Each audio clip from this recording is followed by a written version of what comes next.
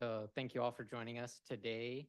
This is our latest installment for the Pharmacy Ethics Speaker Series from the University of Colorado Anschutz Medical Campus. I'm Joshua Seamock. I am a fourth-year pharmacy student, and I'll be your moderator for today for this event, From Prohibition to Prescription, Ethical Considerations in Medical Cannabis Use. This event kicks off our theme this year about federally illegal substances and their potentials for therapeutic applications. This program is produced in partnership with the CU Center of Bioethics and Humanities and Skaggs School of Pharmacy and Pharmaceutical Sciences. In our other events, we've been aiming to explore ethical considerations and challenges and opportunities in the healthcare industry, especially with relevance to pharmacists, trainees, current students, and prospective ones. So if you enjoyed today's event, please join the Center of Bioethics mailing list or check the campus event listings to get a full detailed list on our upcoming events, which in the spring should include an event about psychedelics. Our topic today is medical cannabis, and we have a fantastic lineup of panelists for you, and I will briefly introduce them. So we have Dr. Robert Page. He is a PharmD, Master of Science in Public Health, and a professor at the school in the Department of Clinical Pharmacy and Physical Medicine. We have Dr. Jacci Bainbridge, PharmD, who is also a professor at the school in the Department of Clinical Pharmacy, as well as Dr. Kelsey Schwander, PharmD, an assistant professor at our school, and as well as the founder of B Health Consulting. Online, we have Dr. Dominic Sisti, PhD, from the University of Pennsylvania. He is an associate professor in medical ethics and health policy, and he also directs his university's program on applied ethics of behavioral healthcare. So let's give them a round warm of applause.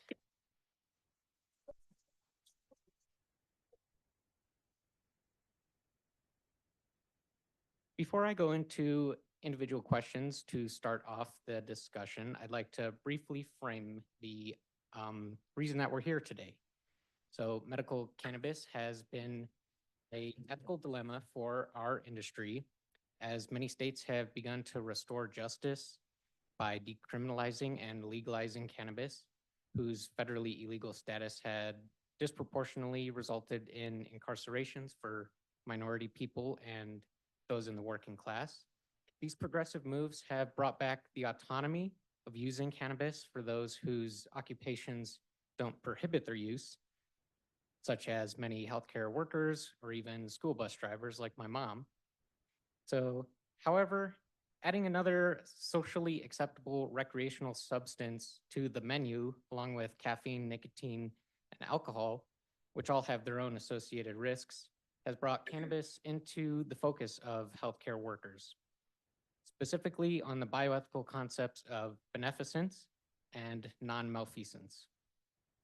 Bioethics can be interpreted as the philosophy of healthcare, whose core concepts of doing no harm are jeopardized when any substance becomes socially normalized. I think these concepts of recreational use and medical use are very intertwined in our culture, especially around cannabis. However, the purpose of this talk, I would like to narrow to the frame of the medical potentials of cannabis regarding its safety and efficacy, which our panelists have specialized in. I would like to start with Dominic, who is online, Dr. Sisti. You've written at length about ethical considerations for medical cannabis, and so we're very glad that you're here with us today. Could you tell us what drew you into this work? Thanks. I really appreciate the invitation. Wish I could be out there in person. But I'm here in Philadelphia, and in Pennsylvania, we have medical cannabis. And I was very interested in the ways primary care providers in particular understood and knew about the benefits of cannabis or risks of cannabis, primarily because I myself became a medical card holder and a medical cannabis user when I had serious back pain, and it was the only thing that really worked on the nerve pain. As I like to say, I came for the medical for the medical uses, and I stayed for the Pink Floyd. But the idea was that I actually found the medication to be extraordinarily helpful during a time when I was really desperate. And so and while I was going through that process, I realized my doctors don't know anything about this. I'm learning about this from the internet and from some of my stoner friends, to be honest, about how to use this responsibly and effectively to treat pain. And so it became clear to me that there needs to be some kind of education around medical cannabis, particularly for people who maybe rely on it in particular for pain control, when their doctors don't really have any idea about what to do or say regarding their use of cannabis. So it was pretty apparent that I mean, when I was basically teaching my primary care provider about what I was using and why I was using it, and she was very interested in hearing about it, but it felt like this is not the direction this kind of informed consent should be going in, right? And so I wrote a paper with my colleague Aaron Glickman about 5 years ago now that kind of laid out some core competencies we thought that primary care providers should have when it comes to cannabis, and also frankly cannabis use disorder, which I think is a significant risk that is underplayed, that we need to probably talk about more. I think that providers don't really understand, many providers, maybe it's gotten better, and I'm speaking in terms of Pennsylvania because it could be, you know, very different in Colorado. I just don't know. But just the different modalities, the different ways you can actually use cannabis, the different formulations, the fact that there's so much, there's so many different cannabinoids that interact with each other and create different effects for different purposes, needs, or indications. You know, physicians don't seem to recognize this. They think of cannabis as one like thing and that's it. The other piece was just the recognition that what I was getting at the dispensary was often inscrutable in terms of what was in it, how much, what the potency was like, what it would do, and the dispensary people had a lot of confidence in telling me what it would do, but it was usually just based on anecdotal evidence or what they had experienced themselves with a certain strain, for example. And so it just felt like a Wild West, and it still feels that way in terms of medical cannabis. And so I think, you know, this is where bioethicists step in and say, well, we need to really shore up how informed consent unfolds when it comes to counseling a patient about medical cannabis use. And that means that clinicians need to have the competency to be able to talk about cannabis in a way that's evidence-based, and in a way that's honest about risks. So I think those were the key issues. It was really from personal experience and recognizing that clinicians are still pretty far behind in terms of knowledge about cannabis and its benefits and its risks. Thank you for that. I feel like you touched on a lot of the themes that I'd like to incorporate in this talk, but before we dive into that, I'd like to continue with our brief introductions here. Dr. Schwander, you've promoted in our lectures that kind of the legalization of cannabis has followed you throughout your journey of becoming a pharmacist, and now you actually act as a consultant pharmacist who specializes in cannabis medicine. Could you tell us more about that? Yes. So, yeah, I always joke that cannabis follows me wherever I go. I grew up in Colorado. I did my undergrad out in California when it became medical. And then I went back to pharmacy school in Colorado when it became recreational. And then I moved to St. Louis where it became medical. And then I started practicing in Illinois. It became recreational. So literally, I just say if you want it to become legal in your state, invite me there. I'll live there for a couple of years and it will follow. So I've really had the advantage of being in multiple different states and just seeing how it's been rolled out. And so I've had the ability to work with patients, work with providers, work with dispensaries, companies that are working with dispensaries, and just giving them advice on what I've seen. And how do we best, for safety and efficacy for our patients, how can we roll this out in a better way and how can I help them? I've been in primary care, I've been in community pharmacy, and now I'm at an intensive outpatient program here. So the Marcus Institute for Brain Health, where we treat mild traumatic brain injury in veterans and first responders. And I have to get them off of cannabis because we have to test their cognition. So again, I've really had the advantage of seeing all sorts of different disease states and people and different just states and how they roll it out. And so that's kind of where I come in, and I have that advantage of having just a new perspective from, different states and how I can, bring my education here. Thank you for that.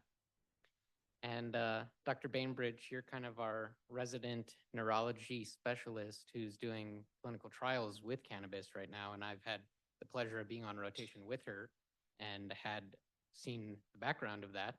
So if you could just briefly discuss how your pharmacy career led to involvement with cannabis. Thank you so much, and I'm happy to talk to you all about that. So my journey, I guess, Dominic, I'd like to echo some of the things that you said, not the fact that I was using cannabis products, at least we can say on a current level, in the back dark ages maybe, but that was a long time ago. However, I have a shared— First generation cannabis. yeah, doesn't count. Yes. So I can say that I have a shared position in the Department of Neurology. And what we were noticing is that so many of our patients, so we're talking about epilepsy patients, we're talking about multiple sclerosis patients, patients with movement disorders, et cetera, were using cannabinoids to augment their traditional therapies, or even coming off of their traditional therapies, thinking they were more natural and that they would be safer for them. And our clinicians, so that's where I'm echoing what you both have really kind of highlighted, is our practitioners really had no idea really what kind of dose, what interactions that we would see with patients, how to adjust their doses. And so it was all a big, huge question mark and a really void. So that's when I got involved in clinical trials here on this campus. We had the first CDPHE grants that were actually funded to study cannabinoids in back pain and also Parkinson disease tremor.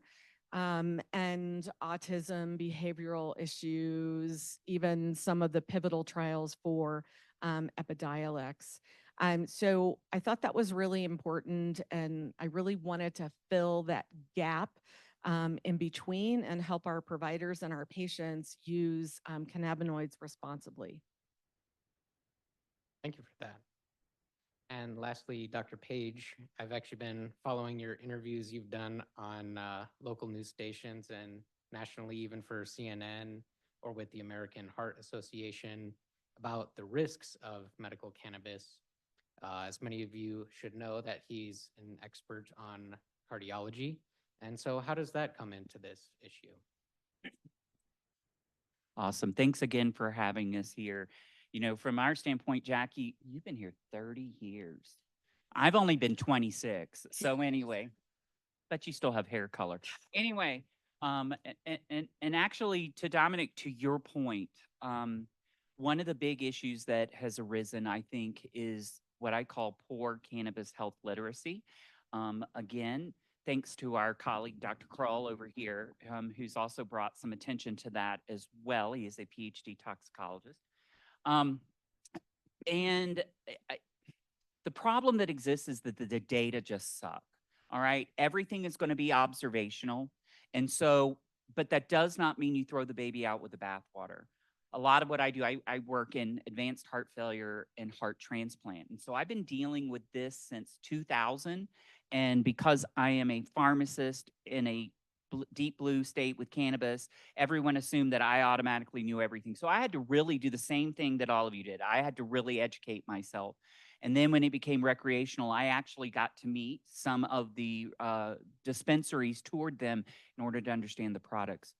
But to get back to that point is that the data are very poor. And I do have to say that it is, anytime you see any data, it's usually from very bad sources like the National Inpatient Sample, which is, bleh.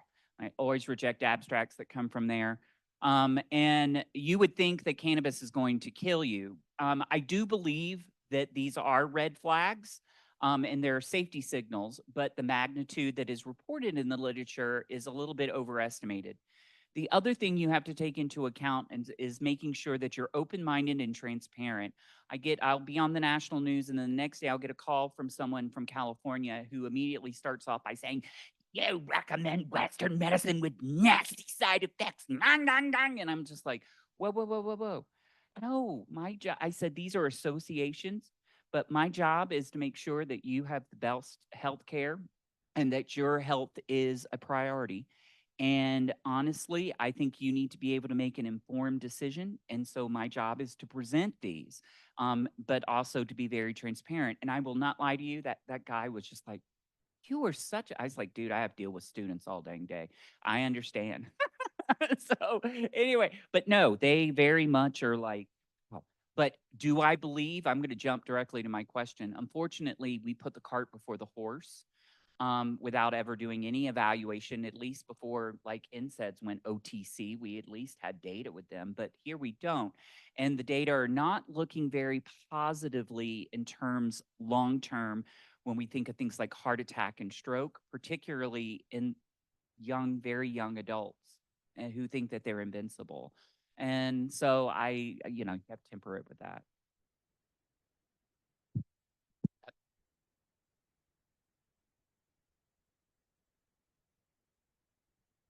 Sorry, everyone's just testing out the mics. Test. All right, let me know if you can't hear me online. We're testing out this mic. So thank you all for the introductions there. So I'd like to open up the discussion more generally. So I might frame these questions to one of our speakers, but please feel free to chime in afterwards. I think a lot of you touched to the concepts that I'd like to get to during this discussion. Let's start with the framing that cannabis is a natural and therefore safer product to use. Dr. Page just illustrated that we can't really make those assumptions. And now we're seeing that the risks are truly coming out with that.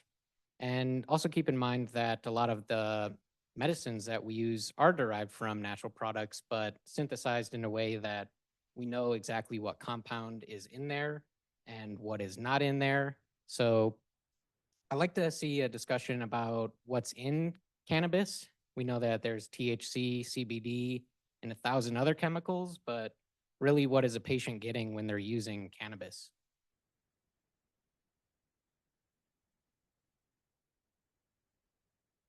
One of the big problems that I run into from a transplant standpoint, unfortunately, I've been around in transplant long enough to remember when we only did 10 heart transplants, now we do 80. And one of our patients actually did grow aspergillus on his tongue. And so you have to keep that in mind. That's one reason why I'm very happy with the dispensaries. Now, there's no really way to, there in terms of safety and control, but it's better than what's on the gray market because again, you're going to have pesticides and fungicides that are also extremely toxic. So just because something is natural doesn't always make it safe, even in its preparation. All right. I totally agree with that. And I think in the neurology world, at least, we have kind of done our homework on who we would recommend or lists of people that we would recommend patients obtain products from. And that's when they can't get medications that's like Epidiolex that's FDA approved. Which that's where I feel the safest. I guess one of my big beliefs is that we should keep it as a medicine so we know exactly what's in it. We know what dose that we can recommend. We know we know exactly what's in the product. So I always try and recommend those products or those places for patients to obtain their product and obviously report if they're having any side effects. Also important to go back to the certificate of analysis if one exists, and that should be available at most of the dispensaries, although I think that has tapered off a bit. I've never seen it. Um, yeah. It used to be that that was the thing. Like we would have to actually have that when we first had dispensaries. Yeah, they used to have like a QR code. Yeah. Sometimes, and it would take you to the certificate of analysis so you could look at it and say, oh, okay, they actually tested the product. This is what's in it. Just to add on to that too, I think the dosing, it varies greatly. I mean, there's been a million studies done that, you know, a 10 milligram THC in this company is actually a 20 milligram in this company. And so, you know, I do a lot of patient education. And so I always tell my patients, stick with one company. And then, you know, when you want to switch companies, stick with another one. Don't go back and forth because the dosing is so different between the companies as well. So again, it just goes back to, you know, what are we giving our patients? What dose? You know, we just don't have the data that we need. And I also think there are 3 great articles that I can think of. There may be more that I'm missing, but one was a JAMA article that was published, I think, first, and then yes, Yeah, that's a research letter. yeah, the variabilities. So either under labeling, over labeling, or right on the mark. And most, I would say most consistently, it was either under or over. There was another article that was published actually by my previous fellow, Owen Miller, and again showed the same inconsistencies with product labeling. And then most recently, Barry Goodell and a handful of other folks looked specifically in Colorado to see, again, the labeling. And again, it was very consistently off. Yeah, that does seem like a worrying concept that seems like it comes in with a lot of the natural products and even supplements. So one question that I was looking forward to ask is, how can a physician be quote unquote prescribing something that doesn't have a true FDA approval like these natural product cannabis? Like I understand why Epidiolex, which is FDA approved for epilepsy, is FDA approved because there have been rigorous tests about it. But in what context can a physician prescribe cannabis for use? I can start that. So they're actually not prescribing cannabis. They're certifying a patient for a disease state that is covered under that state where they're allowed to get it. So literally a patient can walk into the office, the provider can just say, okay, you have glaucoma or PTSD or whatever it is, and they don't have to say a word about cannabis and they can walk out the door. Again, because it's federally, you know, a substance one, they can't be prescribing it. So that's kind of the workaround. And unfortunately, that's where we see this huge gap with our providers in education. I mean, so many of my patients, when they come to me, they're like, oh, I got zero education and, you know, very, you know, little education at the dispensary, you know, from the bud tenders who some of them are really well educated and a lot aren't. And so that's where we can, especially as pharmacists, step in and give, you know, dosing recommendations and, you know, how to take in what to expect. I also think there's a fear around that as well. So a lot of physicians or practitioners are afraid to document that they've had any discussion with patients, even though I think that's gotten a lot better.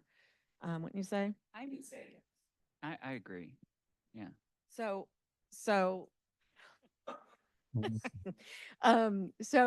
you know that and I think it's the lack of education, like you were saying, Kelsey, that they really didn't have the education to feel like they could actually counsel a patient or know what to recommend. And there's actually some misconceptions out there about the difference even between THC and CBD. So yes, they both work in the brain, so they're psychoactive, but one produces euphoria and one does not. So there's a lot of misconception out there amongst the community and also the practitioner standpoint. So we do have education.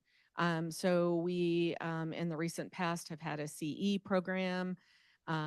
We have a master's level program. We have a cannabis elective that we're offering additional information and education to various levels of individuals interested in cannabinoid science.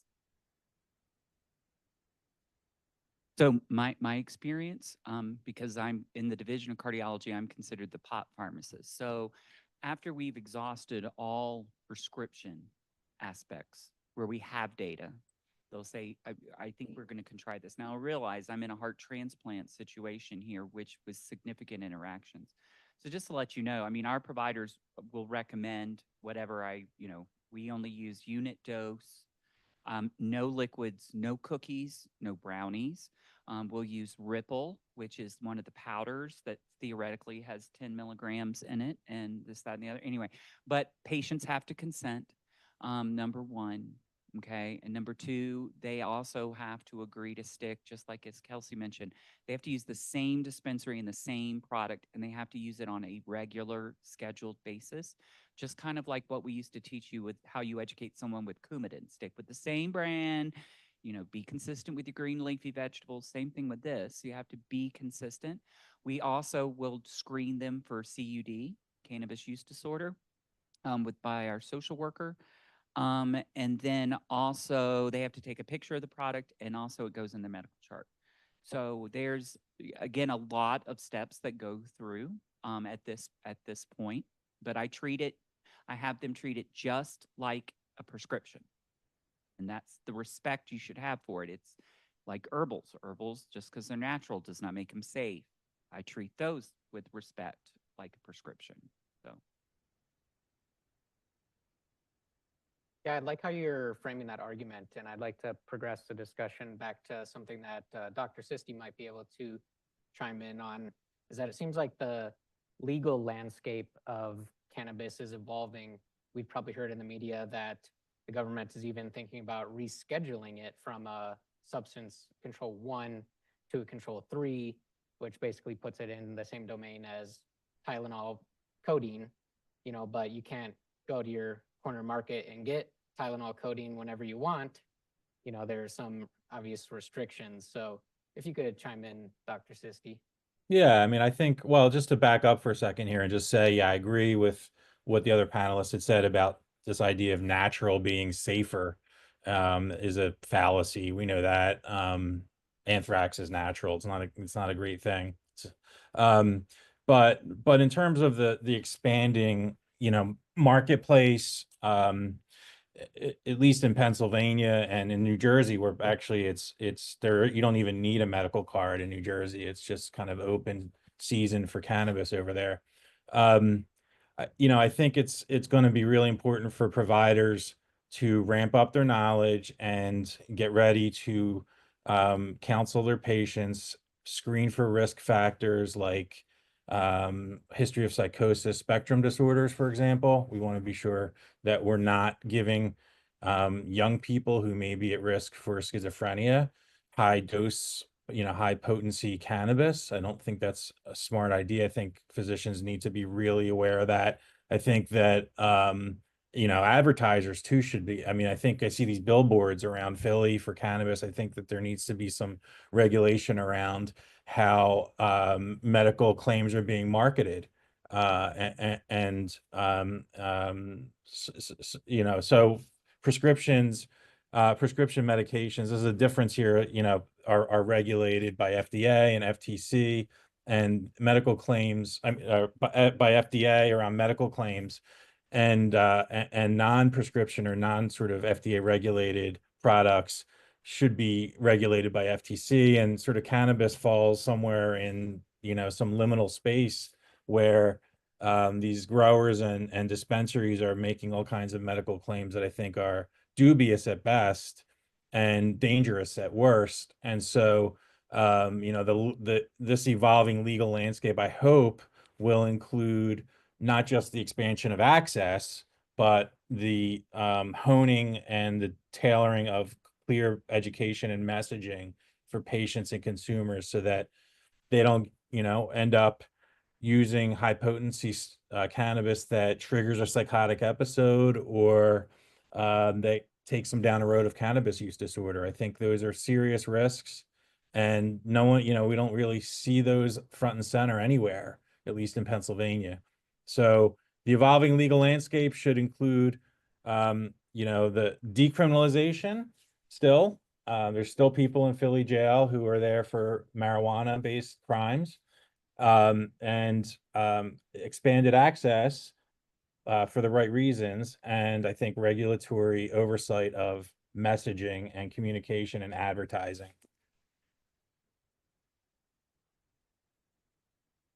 Yeah, I think you really hit the nail on the head there that cannabis needs to be used for the right reasons. Like, obviously, we have a culture that uses cannabis socially, just like we have alcohol, but there's no true medical use of alcohol. So it's kind of a different beast in that sense. So I think that comes back to the dilemma that I highlighted at the beginning, where, you know, there's the autonomy of the patient. Even if they don't have a true diagnosis which allows them medical use, they can still get cannabis recreationally in many states. And that, on the other side of the scale, is that non-malfeasance, where us healthcare providers are trying to make sure that the patient doesn't get harmed. So would you be able to talk about that dichotomy and where you guys as pharmacists specifically see where you can intervene in that dilemma? Yeah, so I think, you know, it's kind of a rock and a hard place where, you know, some of my patients, for example, are using it therapeutically, but then are told, oh, you can't, you know, you're not supposed to use it. You can't use it for this disease state. There's not enough evidence. And so I think it really comes down to education, like we've been saying all along. You know, with patients, you know, it's hard for me, like if a PTSD patient who comes here who's using it for nightmare control, which is common for my patient population. And then, you know, we have to tell them to get off of it for other reasons, cognition reasons. But it's really hard to be like, okay, you know, the campus rules here is, you know, we're a THC free campus, but these patients are really using it therapeutically. So I think it goes back to going back to my organization saying, hey, you know, we have cannabis use disorder tools that we can be doing with all of our patients, so we can start recognizing those signs and symptoms of that and when we need to be concerned versus when patients are using it therapeutically. And I think if we're able to articulate that to our team and our providers, I think everyone's more aware, like, okay, that maybe, you know, the evidence isn't there yet, but the patient's being safe, they're using doses that are appropriate and that are mimicked in some of the studies that we do have. They're not having side effects, there's no drug interactions. You know, we do the due diligence just like any other prescription. And then I think, you know, we need to be more accepting of it. One of the problems, like, about at my residence, were you guys with me when we had the hyperemesis? No, that was last month. Alrighty. So what happens is we have patients who are using it either recreationally or medically, and then they come into the hospital with cardiogenic shock, and then they get sedated, and then they go through withdrawal. And I had one patient who literally, her withdrawal symptoms was the hyperemesis cyclic, and literally the point that it impaired the ability to get on guideline-directed medical therapy. So I recognized it, we treated it, and boom. But that's the problem we run into, to Kelsey's point. I mean, we have patients that really do take it. She was taking it for PTSD. And everyone's like, well, we can just put her on an SSRI or blah, blah, blah. And I'm like, well, apparently she's tried that and therefore, but gone through with it. But the hospital is absolutely nope, nope, nope. So it's still hard. And it can lead to bad outcomes because of the legality issues with that.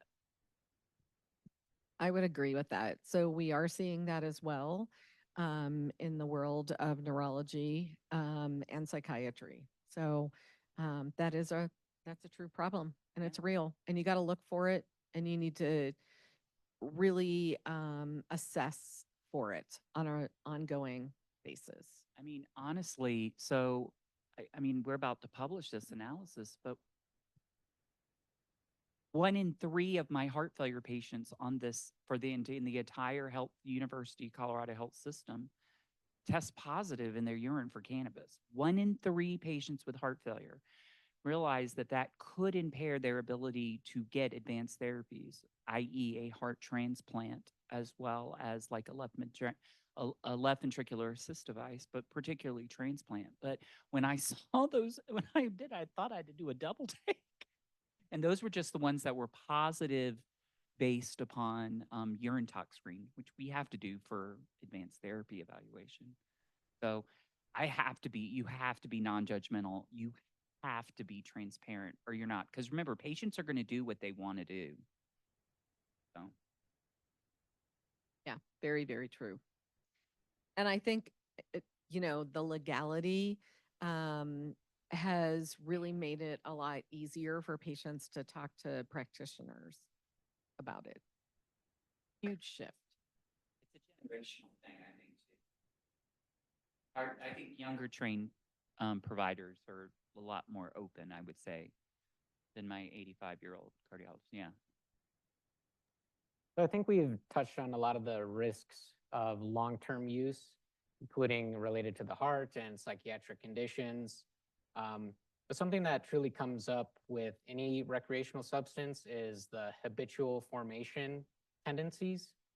Even coffee, if you don't drink it, but you do drink it every day, and then you skip a day, you're going to have a pretty bad headache. And that's kind of what addiction is. And in some cases, cannabis has much more of a withdrawal symptomology. So could you talk a little bit more about what cannabis use disorder is and what that entails and the risks of withdrawing from cannabis? So, again, this is where it goes back to all providers really should be screening their patients. And we have tools for this, but it's about 30% of people, I think it's over the age of 30, who use cannabis are at risk for cannabis use disorder. In particularly, males are at a higher risk as well. So those are things we need to be aware of.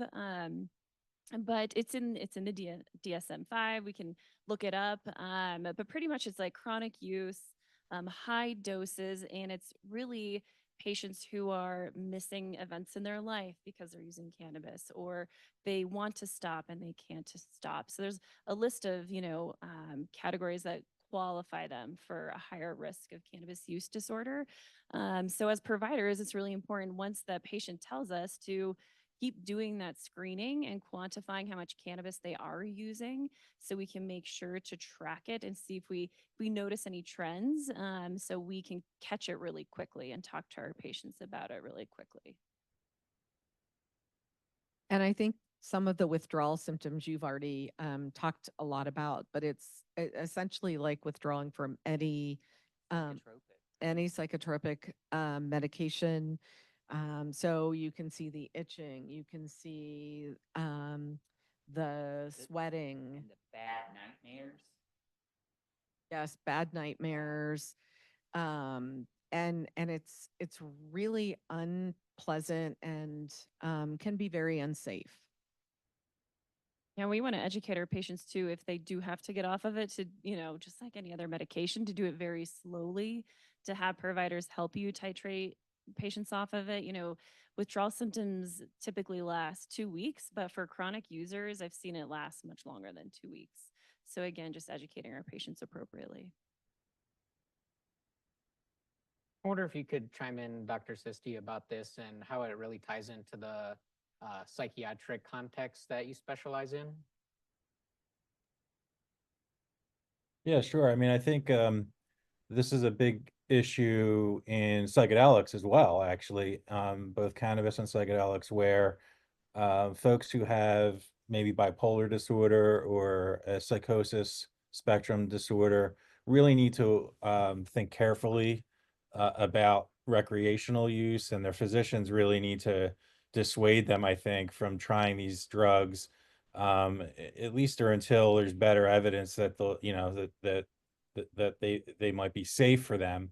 Again, this is an area where there needs to be much more research, but the signals that we're seeing right now indicate, I think, an ethical obligation to try to steer your patients clear of these medicines if they have certain psychiatric predispositions, histories, or family sort of histories. Otherwise, I don't think the risk benefit analysis is, too favorable. It might be the case you might say, okay, so for someone with like acute nerve pain in the back, maybe for a little while cannabis is okay till surgery or something. But yeah, long-term use, I would think, is probably a hard sell when you add up the risks and benefits for somebody who maybe has a history of psychosis, for example. That seems really problematic. So I think, yeah, I mean, the psychiatric comorbidities, I think, will need to be understood and need to be much more, sort of up front in terms of how patients are counseled. Dispensaries also might want to think about some kind of educational intervention there too. Maybe having a handout or something, some kind of warning, I don't know, around the sort of signals around psychiatric conditions. On the other hand, I think cannabis can actually help people with certain psychiatric conditions that often co-occur with some, psychotic syndromes, like anxiety, for example, or depression, even PTSD. So, it's a complicated question, but at the bottom, I think the evidence suggests that people with these conditions should really avoid cannabis and psychedelics. Thank you for that. And now I'd like to open up the questioning for the audience. It looks like we have a few in the chat, but if anyone in person has a question, I believe you can press down on the mic button in front of you.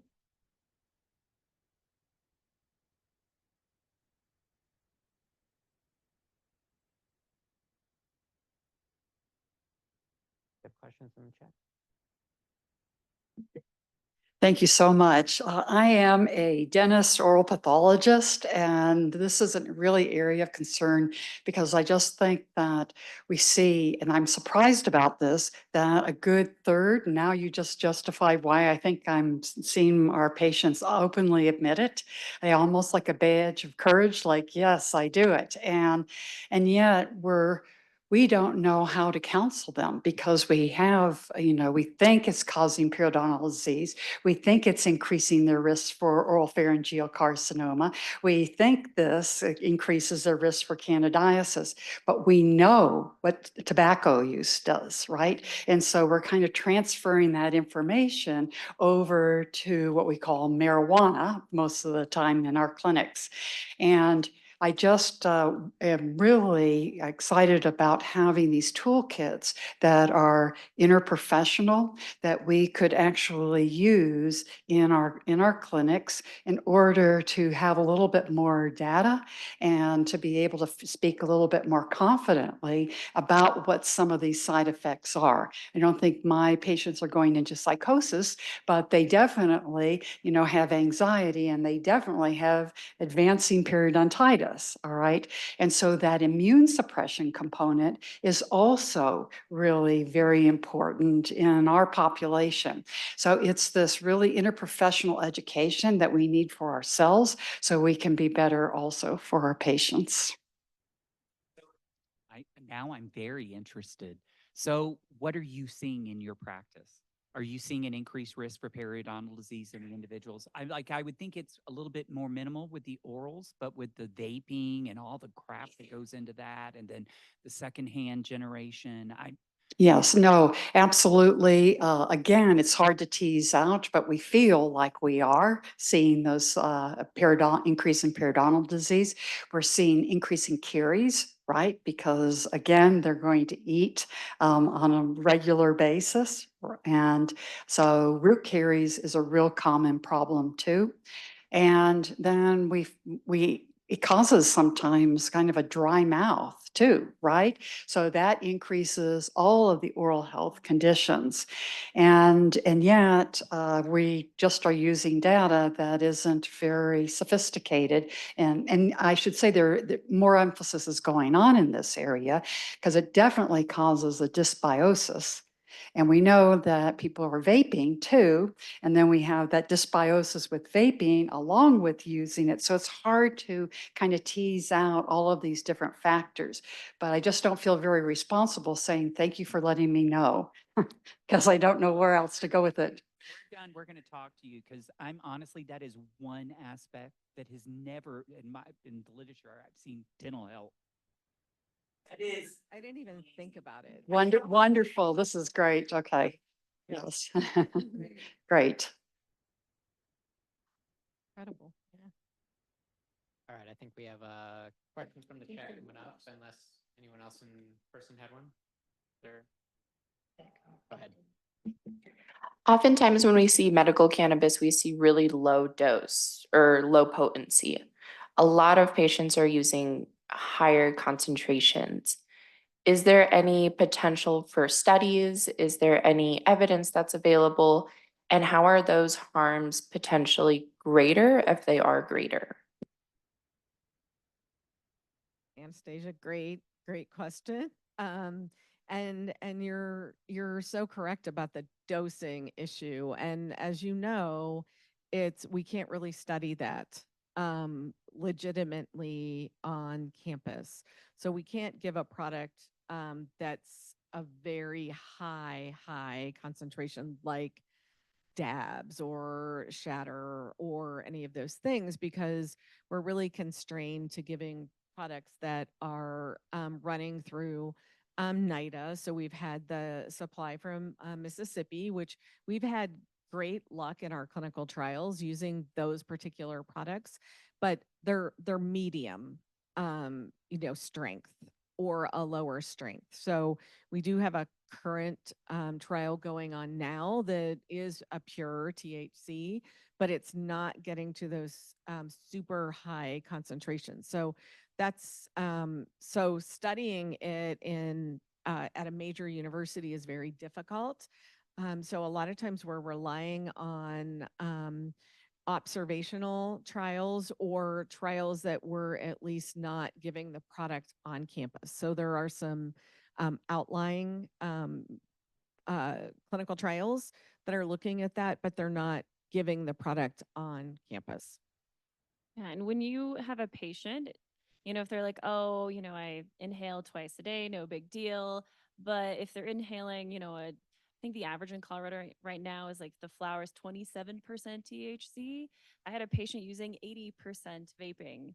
That math on how much THC that patient's actually getting varies greatly.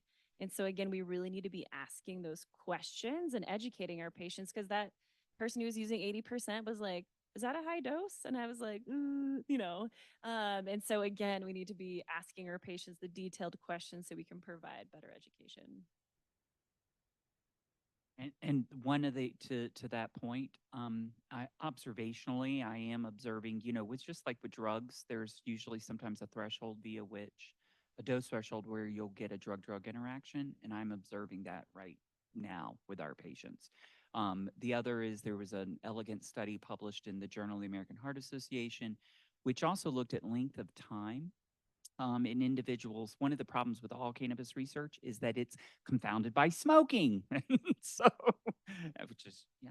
And so in this particular study, these were individuals who had never touched a cigarette. But the key is that the longer that they used it, okay, for greater than 5 days, you continue to have an incremental increase in your risk for atherosclerotic cardiovascular disease, so ASCVD, which means i.e. myocardial infarction. So I do believe that we're going to find that, but we just don't have, it's all observational. Thanks. Okay, this is a question from online. This is from a neurologist here on campus, Dr. Perry. And she's asking, how should we think about the balance between pursuing FDA approval for specific products and indications versus allowing broader use through decriminalization / legalization? And what are the ethical trade-offs?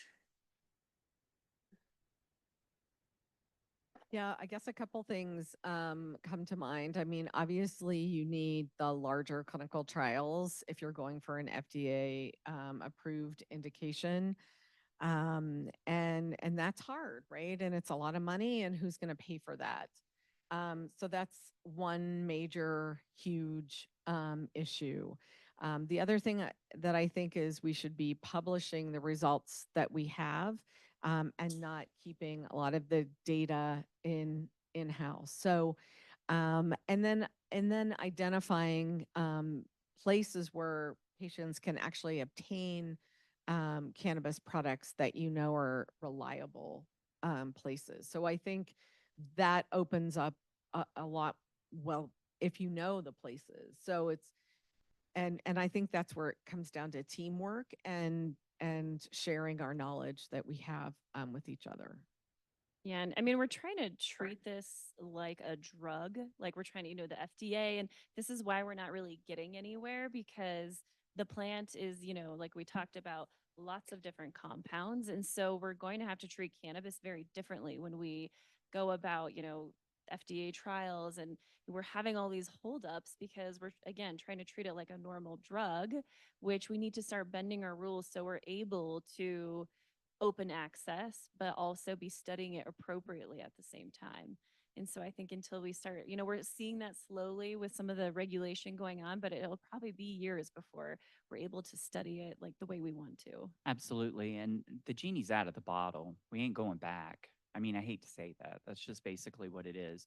And I think how I think will end up happening, it will end up being like beta prostate or all those supplements that you see advertised where, again, it will say this has not been studied for diagnosing or relieving blah, blah, blah, blah, which I think is, again, just, I think it needs to be studied, but I think that's probably where it is, but the genie's out. I mean, the horse left the barn. Yeah. I don't think you can go back. It's just, ugh. Yeah. I agree with that. I think it's probably unlikely that there will be any companies that stand up a big clinical trial. But also I think there's ways we can gather data through naturalistic type experiments and studies and potential like data registries where consumers and clinicians can enter adverse events and just, show that, what strain it was, put all the details in, and then build a database that could eventually be used to kind of unpack some of these questions. But yeah, I'm not feeling very optimistic that there's going to be any like phase 3 clinical trials by GlaxoSmithKline on cannabis or something. Even though I will say this, there is a phase 3 trial with CBD, and which they're looking for in terms of reversing cardiac stunned ischemia. And because I thought about jumping ship, be that MSL, that sounds like fun. No, I'm just kidding. But I do know that's the only one that I'm aware of, and they're using the natural plant anyway. So who knows? But the other thing I want to comment on, cannabis isn't cheap. If you go to any dispensary, on average, if you want to get a cream, it's $60. You want to get a vape, and it's the higher end, it's $60. I mean, these things are not cheap. So just to let you know, and their insurance ain't going to cover it. So. Very true. Yeah, it's expensive. Another question from online? Yeah, another question. So this one's interesting. When we were planning this discussion, we went back and forth between the focus, and we decided to focus on medical cannabis versus recreational. But this question is kind of tying those two things together. This participant is wondering if the panelists, including Dr. Sisti, could comment on their feelings about the public health implications of recreational legalization of marijuana. So, I mean, I think the public health implications are similar to other kinds of, drugs out there that people use for recreation, for socializing, et cetera. I think that from my perspective, the risks are probably much lower than alcohol, to be honest. but that's just my take. I think there's an interesting question around around cannabis use and driving, and whether it's safe to drive and smoke cannabis or use cannabis. I can tell you that in Philadelphia, I get on the main highway and I smell cannabis immediately, and it's very disconcerting. So I think the recreational scene has, even though it's only medical in Pennsylvania, everybody's got people can get a car pretty easily here, or go to Jersey and across the bridge from Philly. And that has created some interesting public health dilemmas related to driving in my view, and safety in that regard. I would also say that the notion that cannabis is potentially a medicine, kind of intersects or interacts with the idea of recreational use, because people are thinking maybe it's healthy for me to use this recreationally, and it maybe it may not be. So I think those two things interact in that way as well. From a public health standpoint, one of the things that worries me is we're going to see a repeat of what we found with cigarette smoking. For example, I mean, I am old enough to remember when I had attendings in the CTICU in South Carolina smoke cigs while we were rounding. I mean, that's how acceptable that was.